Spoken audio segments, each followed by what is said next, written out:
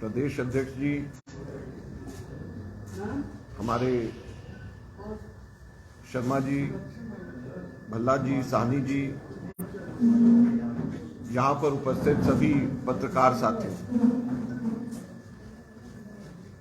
जैसे अभी मेरे से पहले शर्मा जी ने बताया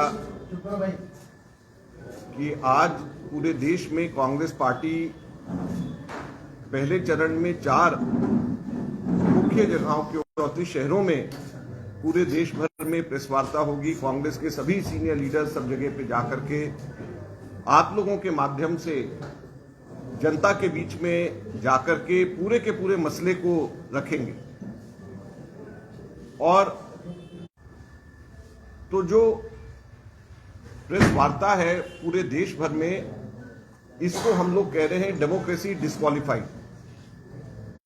और क्यों हम कह रहे हैं डेमोक्रेसी डिस्क्वालिफाइड, इसको हम विस्तार से समझाने यहां पर आए।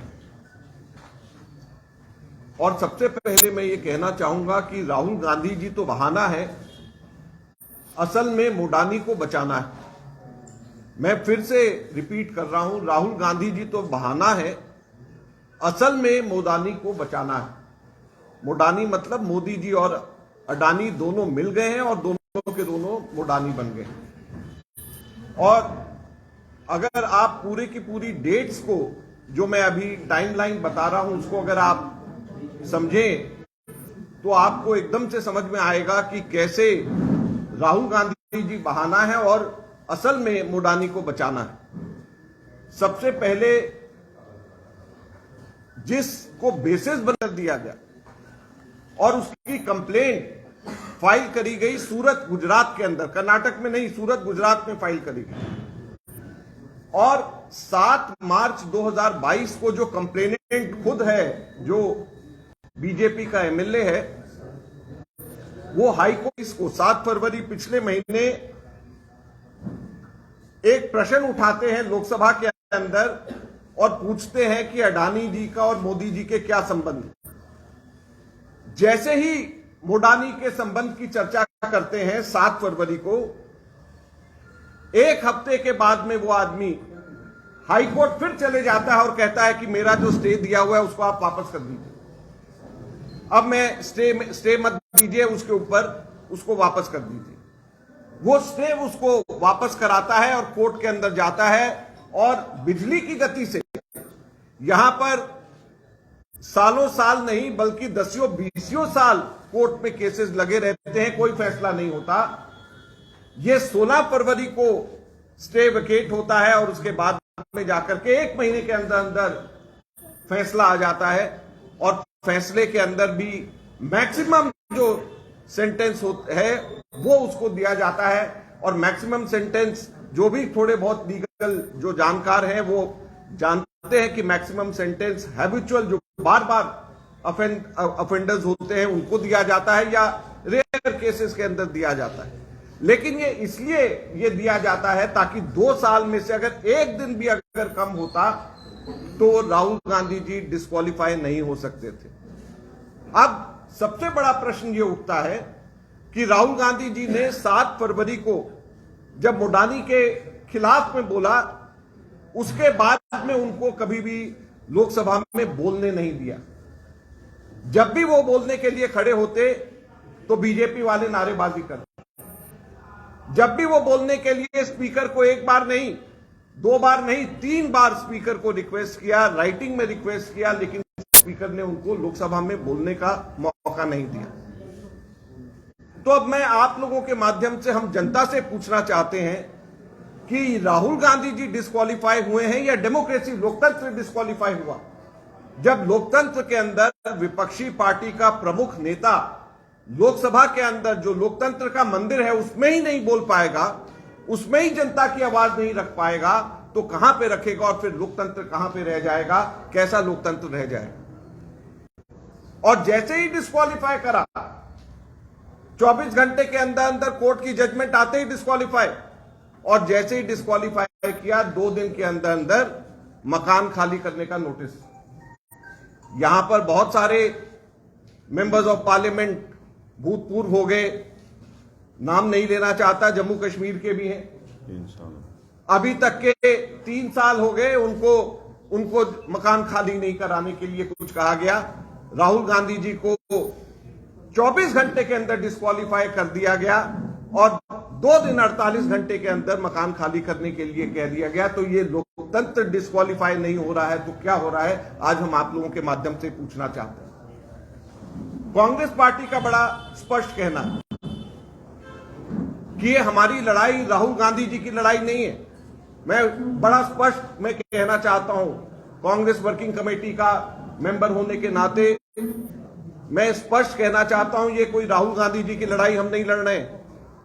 हम लोकतंत्र की लड़ाई लड़ रहे हैं। हम पार्लियामेंट से जेपीसी को स्थापित करने की लड़ाई लड़ रहे हैं।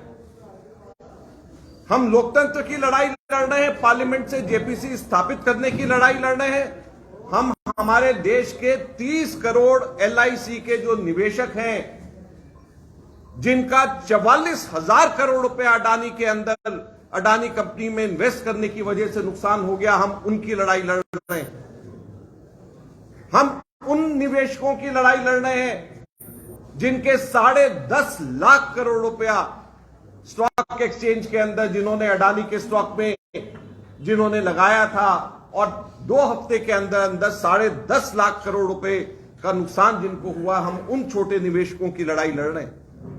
हम उन डिपॉजिटर्स की लड़ाई लड़ रहे हैं जो सरकारी कर्मचारियों का ईपीएफओ के अंदर, एम्प्लॉयज प्रोविडेंट फंड ऑर्गेनाइजेशन के अंदर पैसा जमा है और ईपीएफओ ने निफ्टी 50 में अडानी को डालने की वजह से उसके अंदर एंटरप्राइजेस उसके अंदर इन्वेस्ट किया हुआ है। हम ईपीएफओ वालों की लड़ाई लड़ रहे हैं, प्रोविडेंट फंड के, जहां पे पेंशन फंड के पैसे जमा होते हैं, उनकी हम लड़ाई लड़ रहे हैं। तो बड़ी स्पष्ट बात है कि हम लड़ाई राहुल गांधी जी की नहीं, हम लोकतंत्र की लड़ाई लड़ रहे हैं। हम जेपीसी स्थापित करने की लड़ाई लड़ रहे हैं। हम भ्रष्टाचार दूर करने की लड़ाई लड़ रहे हैं। हम अडानी के एंटरप्राइजेस को किस तरीके से सरकार ने मदद करी, मोनोपोलीज किस तरीके से स्थापित करी, हम उसकी लड़ाई लड़ रहे हैं। एलआईसी के 30 करोड़ निवेशक पॉलिसी धारक, हम उनकी लड़ाई लड़ रहे हैं। ईपीएफओ में जिनका पैसा जमा होता है पेंशन फंड के अंदर, हम उनकी लड़ाई लड़ रहे हैं। तो हम इन सभी लोगों की लड़ाई लड़ रहे हैं। हम भ्रष्टाचार की किसी आप फॉर्म करें, उसकी जांच होनी चाहिए। निष्पक्ष जांच की वजह से क्यों ये डर रहे हैं? जांच करने के लिए इसलिए जरूरी है कि फाइनेंशियल टाइम्स ने अभी पीछे रिपोर्ट किया है कि 23,000 करोड़ रुपया शेल कंपनीज के माध्यम से अडानी की कंपनियों में लगा हुआ है, जो कि बाहर से पैसा आया हुआ है। तो हम लोग ये जानना चाहते हैं, पूछना चाहते हैं कि वो पैसा 23,000 करोड़ रुपया किसका है। और खास तौर पे ये इसलिए जरूरी हो जाता है कि जब अडानी की कंपनियां डिफेंस प्रोडक्शन के अंदर, स्ट्रेटेजिक प्रोडक्शन के अंदर जब शामिल हैं, तो बाहर का पैसा, शेल कंपनीज का पैसा हमारे देश की आंतरिक सुरक्षा के लिए जरूरी है कि वो पता होना चाहिए कि वो पैसा कौन लगा रहा है। कहीं ऐसा तो नहीं कि पाकिस्तान दूसरी इंडस्ट्रीज के अंदर कंट्रोल उनका इनडायरेक्ट करने की कोशिश हो रही है, क्या ये ऐसा तो नहीं है? तो इसलिए इन सब चीजों के लिए ये जरूरी है कि ये शेल कंपनीज कहां से पैसा, कैसा पैसा उसका इस्तेमाल हो रहा है, उस चीज के लिए पूरी जांच निष्पक्ष होनी चाहिए। और जेपीसी से बेहतर कोई भी आगे कंडक्ट करेंगे किससे बोलना है। और आप सब कोई भी सवाल सवाल पूछ इस रिलेटेड आप सवाल पूछे, हाथ खड़ा करिए, मैं खुद आपको रिक्वेस्ट करूँ। सुनील भट्ट जी आज तक बोलिए। अजय जी, राहुल गांधी ने पत्र लिखा है अभी डॉक्टर मोहित राजन को, जो कि डेप्यूटी सेक्रेटरी हैं लोकसभा सचिवालय में, और उन्हें कहा है कि उनको इस चीज का नोटिस मिल गया है कि उनको अपना सरकारी मकान जो खाली करना है, जो कि पिछले 4 टर्म्स से उनके पास था। उन्हें कहा है कि वो जो कहा गया है उस चिट्ठी का पालन करेंगे। हाँ, तो वही मैं कह रहा हूं, राहुल गांधी जी उसूलों के नेता हैं। राहुल जी अपने उसूलों को सबसे ऊपर रखते हैं। तो कोई भी ऐसा काम, और जैसे मैंने कहा कि वो अगर राजनीति में है तो वो जनता की आवाज के लिए राजनीति में है। उन्होंने हमेशा से, चाहे गरीबों के लिए, चाहे किसानों के लिए, पिछड़े वर्गों के लिए हमेशा से आवाज उठाई। अब वो भ्रष्टाचार के खिलाफ लड़ रहे हैं। तो वो जो लड़ाई लड़ रहे हैं राजनीति में है, वो कोई सत्ता की ट्रैपिंग्स के लिए नहीं लड़ रहे। वो कोई मकान या कोई सत्ता के लिए नहीं लड़ रहे, वो भ्रष्टाचार के खिलाफ में लड़ रहे हैं। इसलिए उनको कोई फर्क नहीं पड़ता कि कोई उनसे मकान ले या ना ले, वो जनता की आवाज और भ्रष्टाचार के खिलाफ में लड़ते रहेंगे। रोहानी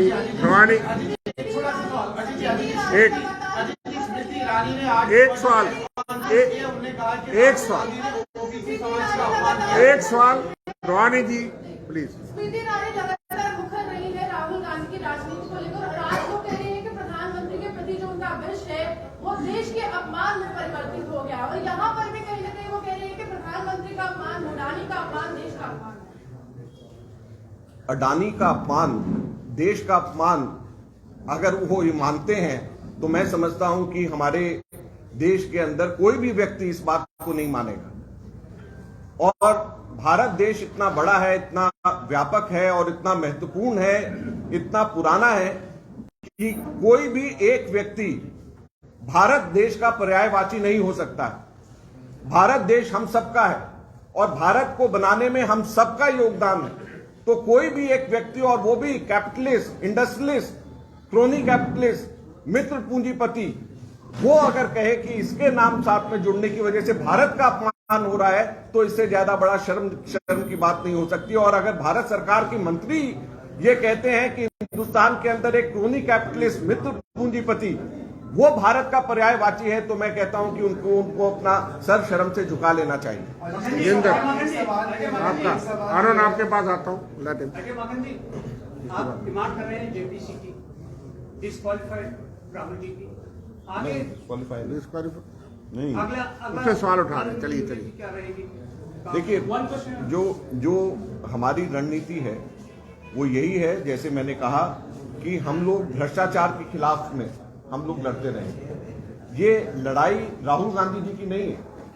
मैं फिर ये कह रहा हूं कि ये राहुल गांधी जी की लड़ाई नहीं लड़ रहे हम भ्रष्टाचार के खिलाफ लड़ाई लड़ रहे हैं।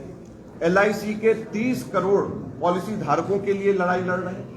जो छोटे निवेशक हैं, जिनको 10.5 लाख करोड़ रुपए स्टॉक में, एक्सचेंज में इन्वेस्ट करने में अडानी के में नुकसान हुआ, हम उनकी लड़ाई लड़ रहे हैं। हम हमारे देश के अंदर जो पेंशन फंड, जिन लोगों के पेंशन कटते हैं ऑटोमेटिकली, वो EPFO हिंदुस्तान का सबसे बड़ा ट्रस्ट है, हम EPFO की इन्वेस्टमेंट जो अडानी के अंदर हुई है, हम उसके खिलाफ में हम लोग लड़ाई लड़ रहे हैं। तो हम भ्रष्टाचार के खिलाफ JPC को स्थापित करने के लिए लड़ाई लड़ रहे हैं, और ये लड़ाई ये है, और इसको हम आगे लेकर के जाएंगे। सभी ऑपोजिशन पार्टी से हम लोग लगातार संपर्क में हैं, और हमें खुशी है, आप लोगों ने भी देखा होगा कि सभी ऑपोजिशन पार्टी हमारे साथ में हैं।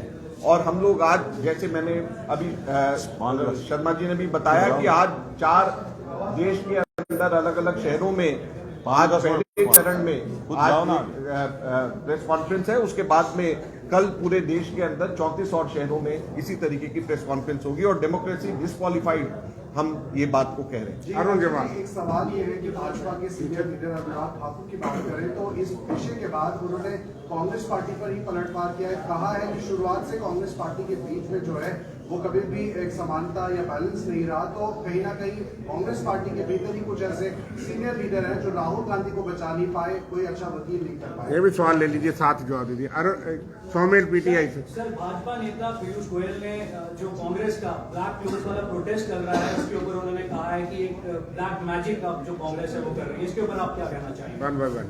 देखिए, ये लोग लोकतंत्र में विश्वास ही नहीं रखते, तो इसलिए जो भी लोकतांत्रिक तरीके से हम लोग प्रदर्शन या लोगों की भावनाओं को सामने रखते हैं, उसमें इनको कुछ ना कुछ नजर आता है।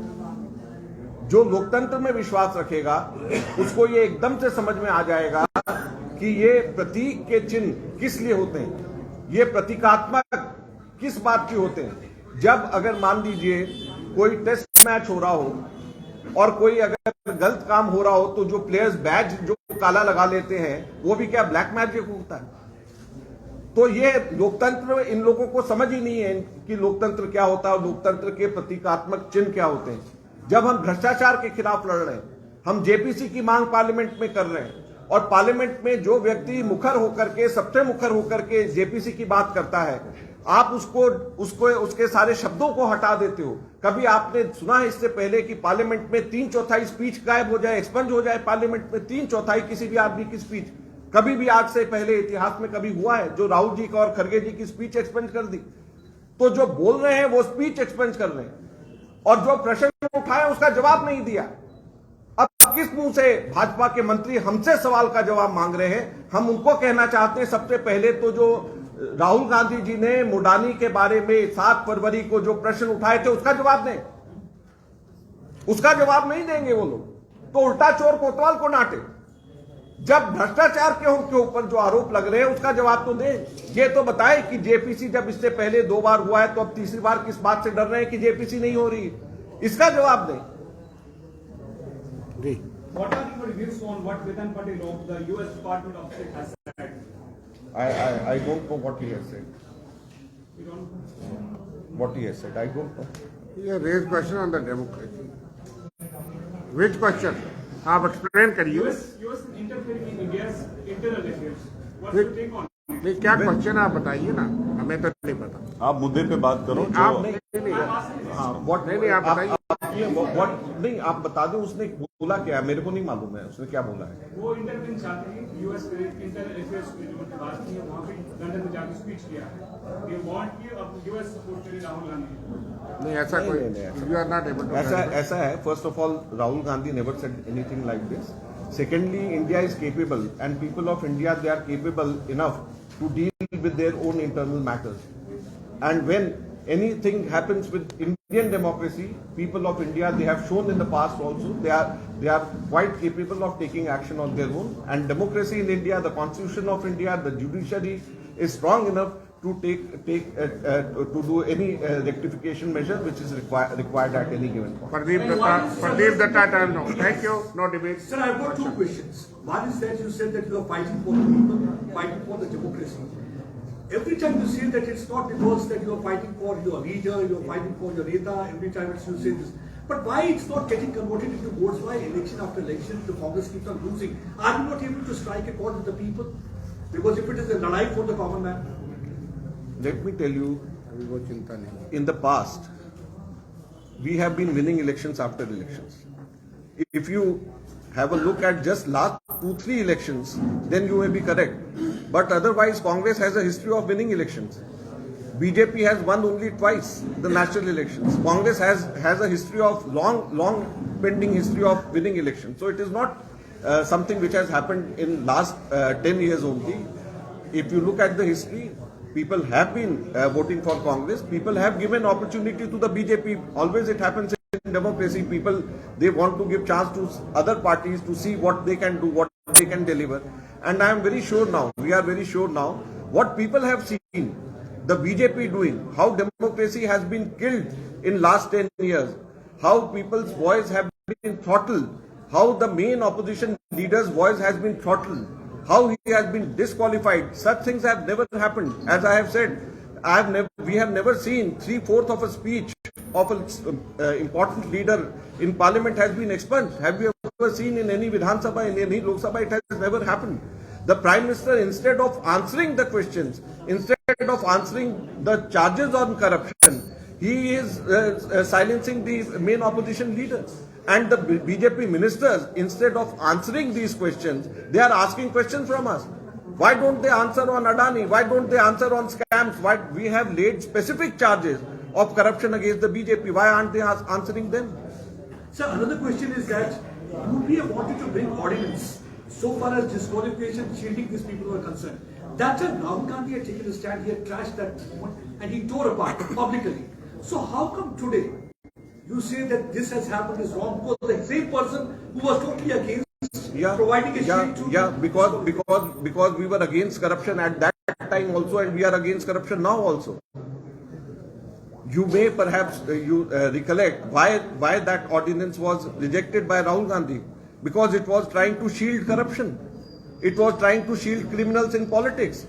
So Rahul Gandhi was against corruption at that time, and Rahul Gandhi is against corruption even now. That is why we are all proud of Rahul Gandhi. He trashed that ordinance because he never wanted corrupt people to enter politics or enter parliament. Even now he is fighting against corruption. So where can you find a person with such strong moral ground who was against corruption at that time also and who is against corruption even now? Thank you very much.